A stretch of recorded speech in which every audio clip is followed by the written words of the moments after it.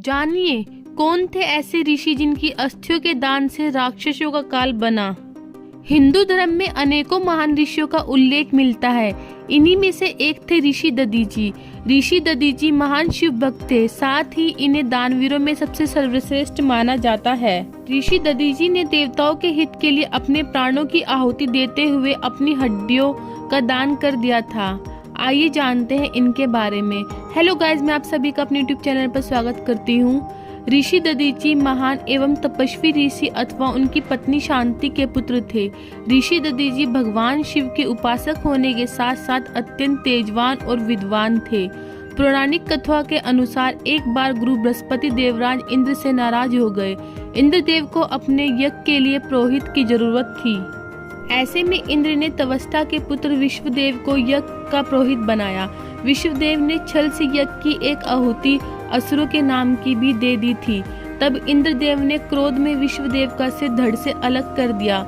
इस बात का पता जब तवस्ता को चला तो उसने महायज्ञ कर वृत्रासुर नामक राक्षस को उत्पन्न किया।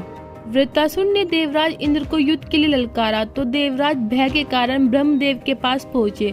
ब्रह्मदेव ने उन्हें बताया कि वृत्रासुर का वध मात्र ऋषि दधीची की हड्डियों से बने व्रत से ही हो सकता है। जिसके बाद इंद्रदेव ऋषि दधीची की शरण में भागे भागे गए और उनसे सहायता मांगी। ऋषि दधीची ने देवता की सहायता के लिए अग्नि प्रज्वलित की और उस अग्नि में अपनी देह त्याग कर अपनी हड्डियों का दान देवराज को कर दिया।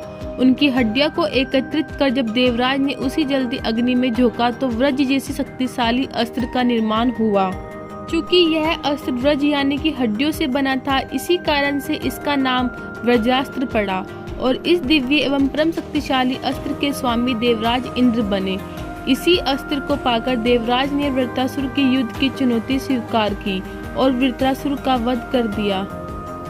तो इस तरह एक असुर के वध के लिए ऋषि दधीची ने अपनी हड्डियों का दान किया था।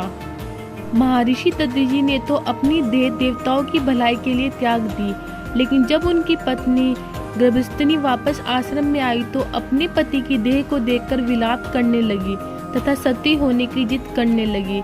तब देवताओं ने उन्हें बहुत मना किया क्योंकि वह गर्भवती थी। देवताओं ने उन्हें अपने वंश के लिए सती न होने की सलाह दी, लेकिन गर्भस्थिनी नहीं मानी। तब सभी ने उन्हें अपने गर्भ को देवताओं को सौंपने का निवेदन किया। इस पर गर्भस्थिनी राजी हो गई और अपना गर्भ देवताओं को सौंपकर स्वयं सती हो गई। देवताओं ने गर्भस्थिनी के गर्भ को बचाने के लिए पीपल को उसका लालन पालन करने का दायित्व सौंपा। कुछ समय बाद वह गर्भ पलकर शिशु हुआ तो पीपल द्वारा पालन पोषण करने के कारण उसका नाम पिपलाद रखा गया। इसी कारण दधीची के वंशज दादीच कहलाते हैं।